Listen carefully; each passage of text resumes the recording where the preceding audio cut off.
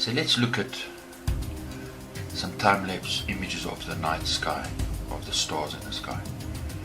But what do you notice? Look carefully. There's something that is staring you in the face. It's so obvious. You don't see it. Look carefully. The stars have the same perspective. The perspective is two-dimensional.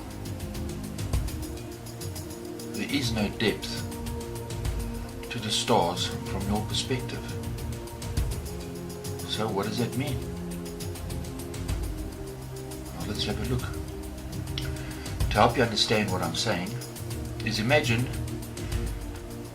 if you were on a spinning ball and out in front of you was a giant computer keyboard.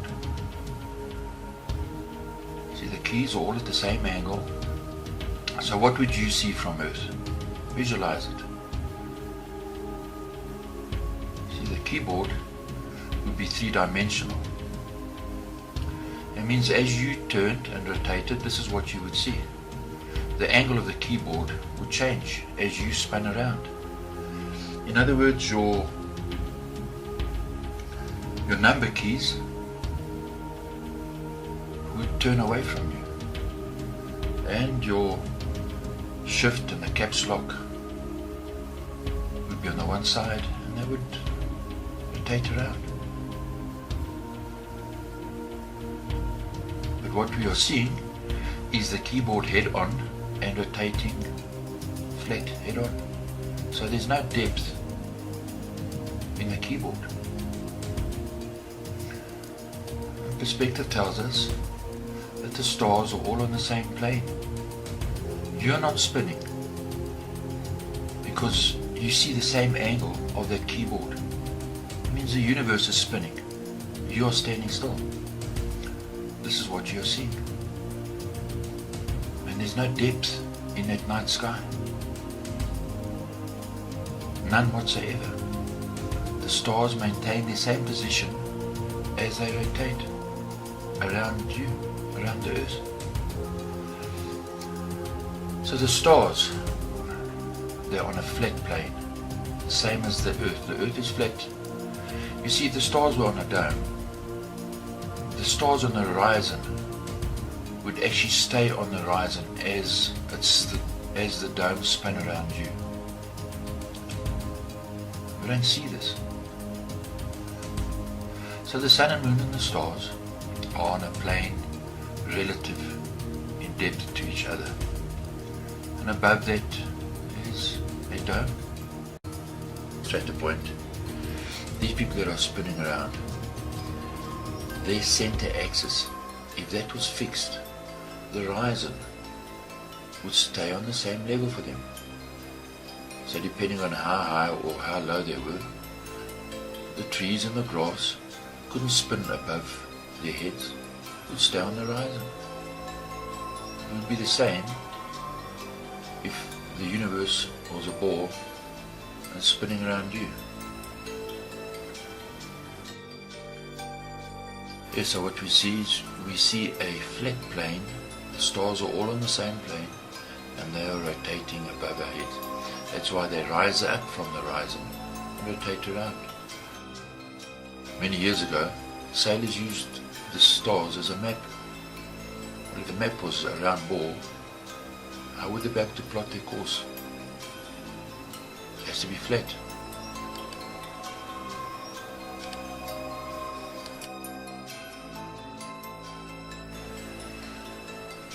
Yes, so they'll tell us that all the planets orbit around the sun, all fixed on the same plane.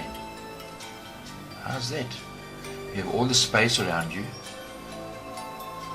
yet why doesn't the planets orbit in 3D space?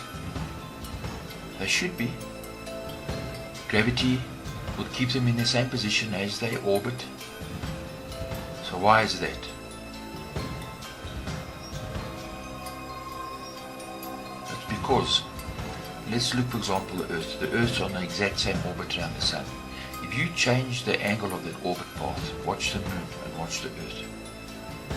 See, the Earth's spinning at the same speed, the moon is spinning. Now watch the moon. Well, the moon would do a loop in the sky. So would the sun. As soon as you change that orbit path and you angle it, and that orbit path is rotating around the sun, as it would do in space, well, then the game is up. Because all the seasons and the times and everything wouldn't work. So they have to show you all the planets orbiting the sun, all on the same plane. What are the chances of that? That's not science. That's magic. That's sorcery. And we don't see this from Earth. So we live in a system that has the appearance of freedom, a system that appears to condemn slavery, yet itself is the worst kind of slavery there is, mental slavery, that keeps the power in the hands of the oppressors. And they do it through the education system, where the slaves willingly go along with the slavery.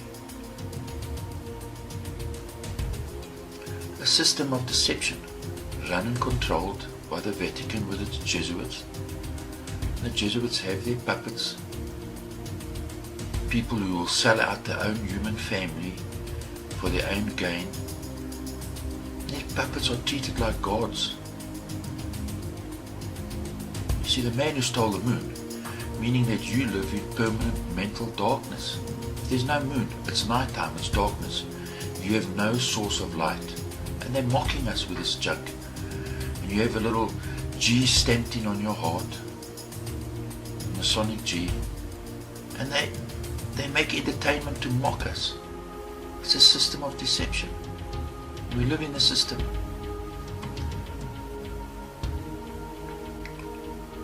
We have NASA who gives us images like this. You just need to use your eyes. You don't need maths. You don't need to bring your calculator out. Look, Mars's atmosphere is less than 1% of the Earth's. And Mars has got an atmosphere. How is it possible? We know that when the sun shines, a lot of the radiation we get is because of the atmosphere. This is an image taken on Earth with a shift in the RGB channels. That's all it is. Then NASA gives us this image of the moon orbiting the Earth. This is supposed to be taken from 1,000,000 miles away. Think, it's impossible.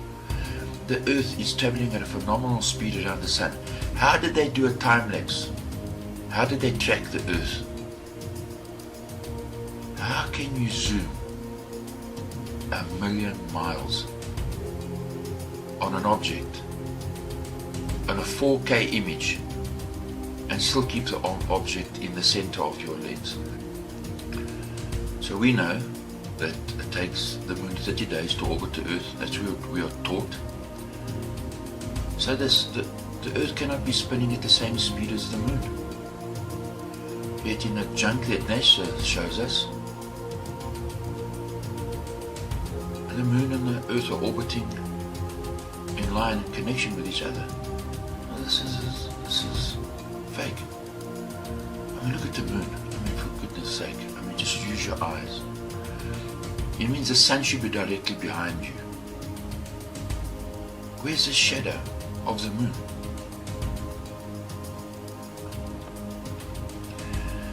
Yes. So these people who deceived us are treated like gods. Gods in a tin can, like in a jukebox, singing a different song. Should we honor these people? Rush! They belong to the God, he says. They will do his work forever.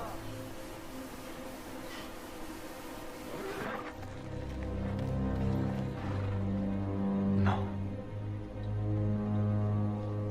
They will not.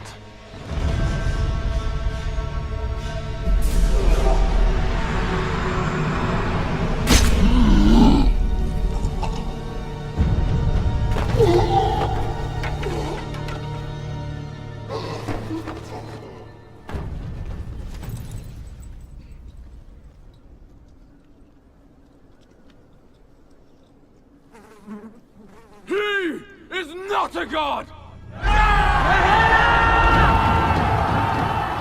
Yes, so if Apollo is a god, why is he faking it? Why does he need humans to shoot him up into the night sky? Well, Apollo's making a monkey out of you. So cheers and thanks for watching.